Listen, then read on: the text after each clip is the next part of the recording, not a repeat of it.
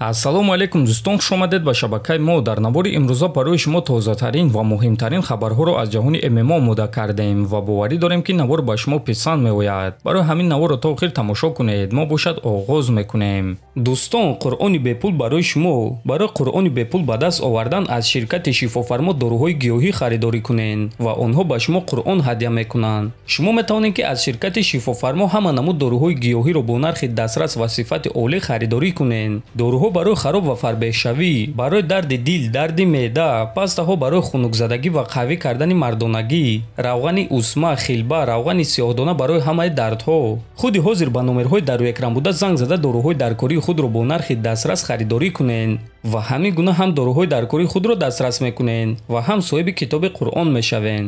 сардори UFC Дана Уайт гуфт ки ба бозгашти Конор Макгрегор кафолат дода наметавонад ва омодаанд ки ба Майкл дигар рақиб диҳанд. Лекин Майкл дигар рақиб намехоҳад ва ӯ танҳо бо Конор ҷангидан мехоҳад.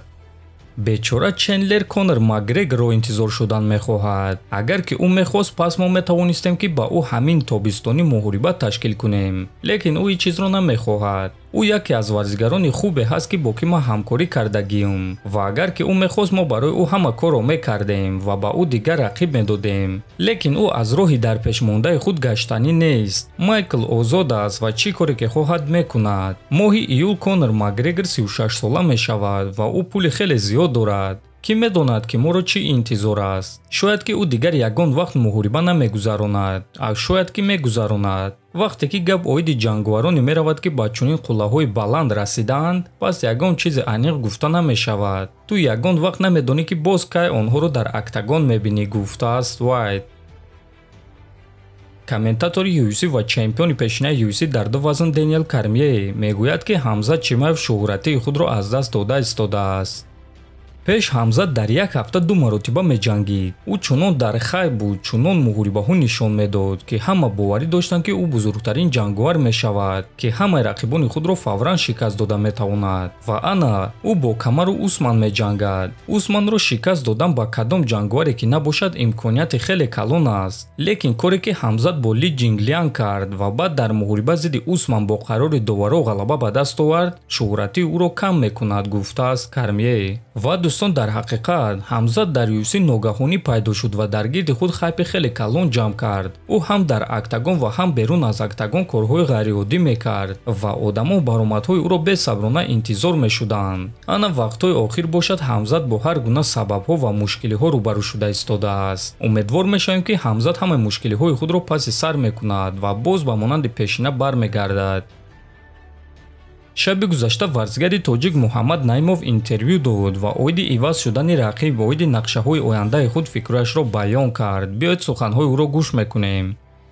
рости гап, иваз шудани рақиб барои ман фарқ надорад ва ин чиз ба ман тамоман таъсир намерасонад. чунки агар ту чемпион шудан хоҳӣ, пас бояд ки бо беҳтаринҳо ҷангӣ. барои ҳамин рости гап, ман умуман оиди рақиб фикр намекунам ва ҳатто оиди Мелсик фикр намекунам. барои ман аз ҳама асос алҳамдулилло ки муҳориба ҳаст. ана ҳамин чиз барои ман аз ҳама асос аст, гуфтааст Наимов. ҳамчунин Муҳаммад гуфт ки киро аз ҳама рақиби хатарнок дар вазни худ мешуморад. ҳамаи онҳое ки дар топ-5 рейтинганд, онҳо дар он ҷо бесабаб нестанд. онҳо ҷангварони ҳаматарафа хубанд. аз ҳамин сабаб бо ҳамаи онҳое ки ман меҷангум, ман медонам ки рақибони арзандаанд. Топурия, Макс Холлоуэй, Мавсар Евлоев ва дигар ҷангвароне ки дар он ҷо қарор доранд.